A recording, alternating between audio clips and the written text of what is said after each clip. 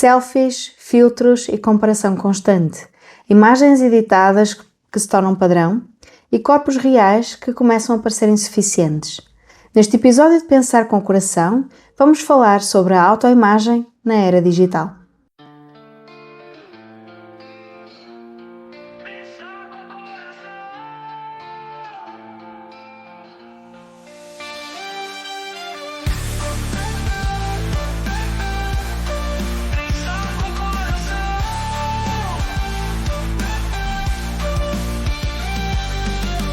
Bem-vindo e bem-vinda ao podcast Pensar com o Coração. O meu nome é Lilia Andrade, eu sou psicóloga clínica e estarei consigo neste podcast para descomplicar a psicologia, explorarmos as profundezas da mente, descobrirmos novas perspectivas e cultivar o bem-estar. Vamos a isso?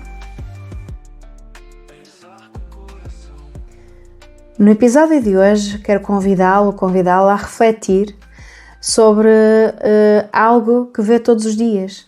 O seu rosto no ecrã, a sua imagem refletida numa câmara frontal, a sua versão filtrada, editada. E nós vivemos numa era em que nunca nos vimos tanto a nós próprios e ainda assim nunca duvidamos tanto da nossa aparência. Hoje falamos de filtros, de selfies e da forma como o digital está silenciosamente a moldar a nossa autoimagem. Durante a maior parte da história humana, a relação com o corpo era mediada pelo espelho e também pelo olhar das pessoas, à nossa volta. Hoje essa relação acontece diante de um ecrã, num fluxo constante de imagens, quer sejam nossas, quer sejam das outras pessoas. E isto altera de forma significativa a forma como nós nos percebemos. Nunca tivemos tantas imagens nossas, tanta possibilidade de edição e, paradoxalmente também, nunca houve tanta insatisfação com a própria aparência. A autoimagem deixou apenas de ser uma experiência interna e passou a ser uma construção pública, validada, comparável e por vezes rejeitada. E isso muda tudo.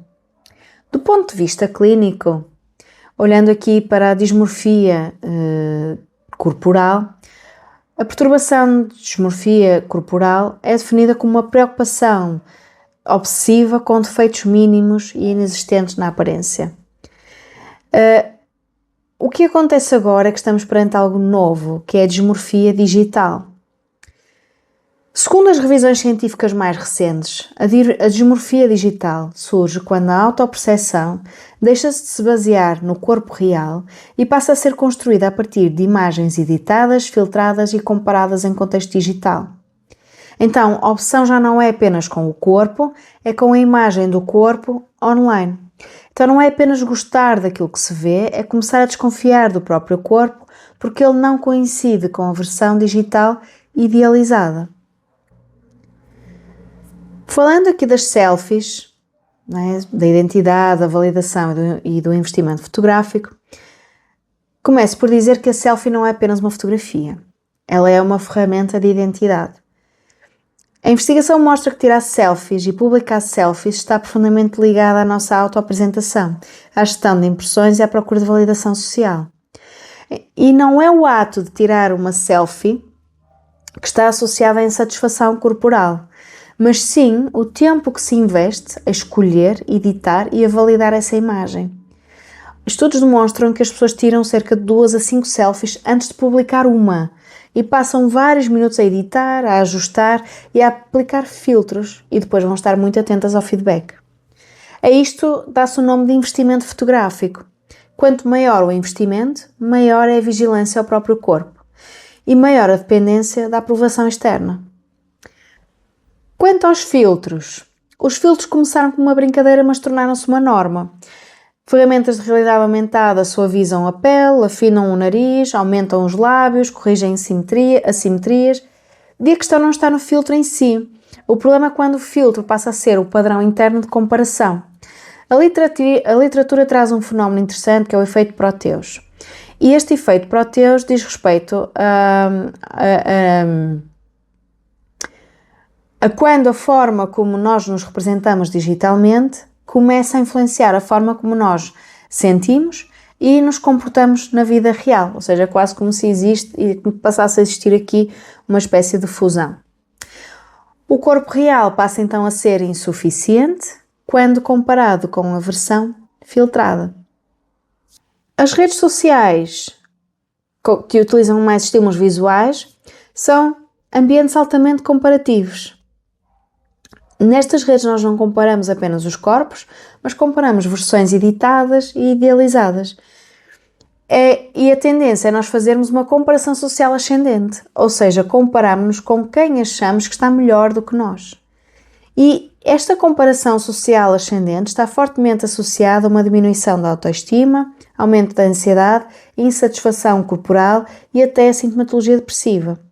E os algoritmos acabam por ampliar este efeito, porque as imagens que se aproximam de padrões irreais recebem mais visibilidade, mais likes, mais validação.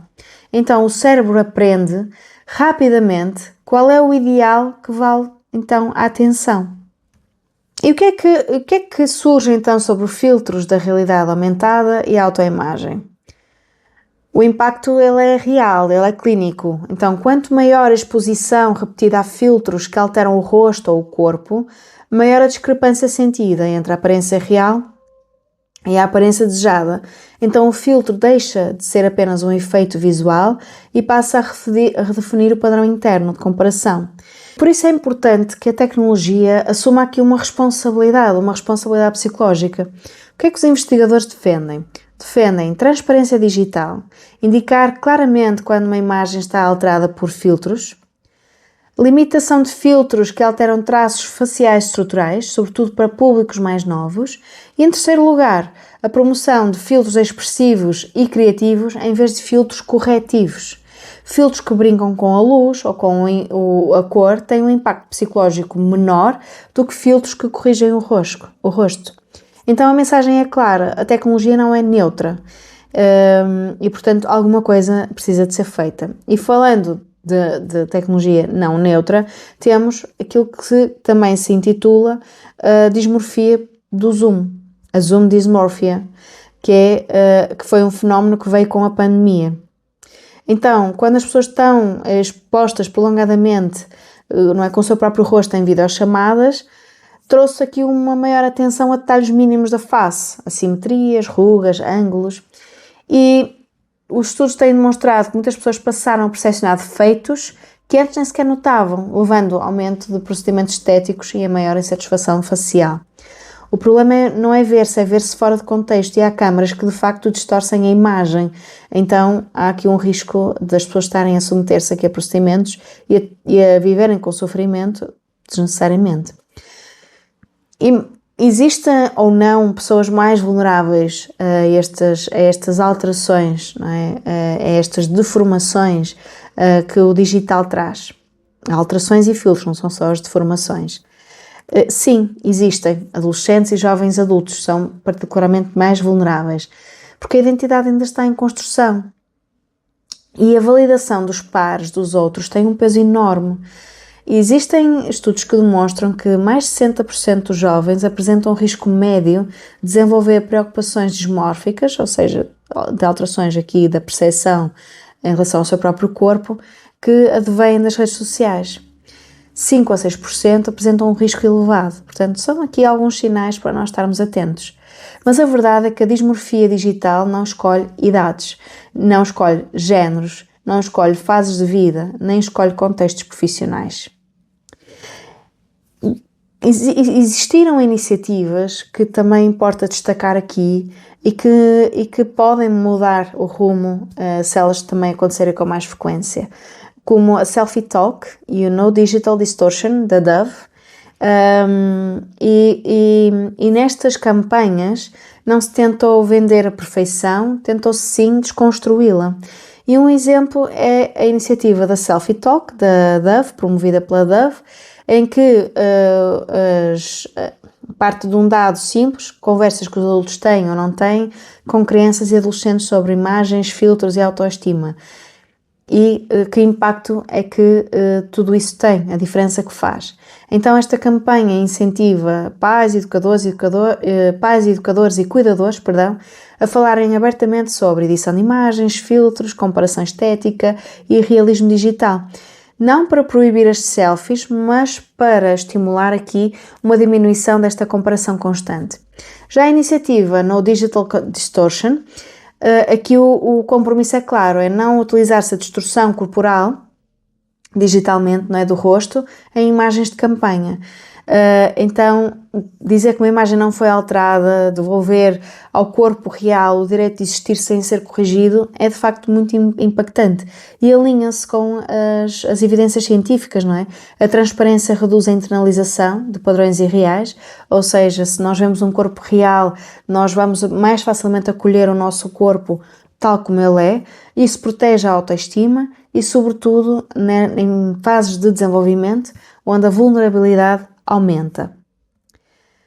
Por fim, gostaria de trazer aqui um contexto que é aqui uma autoimagem mais enraizada, mais grounded, na experiência real, naquilo que realmente é e não na validação digital. E construir esta autoimagem pressupõe reduzir a comparação automática, reconhecer a artificialidade dos filtros, diversificar referências estéticas, ou seja, procurar outras referências não do mesmo tipo e reconectar-se com o corpo vivido e não apenas com aquilo que é observado. Não é rejeitar o digital, é não confundir imagem com identidade. Quanto maior a literacia sobre este assunto, quanto maior a consciência crítica, maior é a chance de nos protegermos e protegermos aqui a nossa autoestima. De facto, o digital molda a forma como nós nos vemos, mas não tem que nos definir. E o problema não é existir a imagem, o problema é que nós perdemos contacto com aquilo que é real e precisamos de fazer este reality check, no fundo. Sairmos do idealizado, do construído para, ok, não é isto que é a realidade. Então, tentarmos que a experiência possa valer mais do que a imagem. E, portanto, trago aqui como pergunta principal que é com o que é que eu estou a comparar-me e não tanto porque é que eu não gosto do que vejo. E termos uma relação saudável com a nossa autoimagem é também recuperarmos a capacidade de habitarmos de forma saudável o nosso corpo. Espero que tenha feito sentido, deixe aqui a sua partilha, o seu comentário, vemo-nos no próximo episódio e até lá, pense com o coração. Ai, as minhas costas.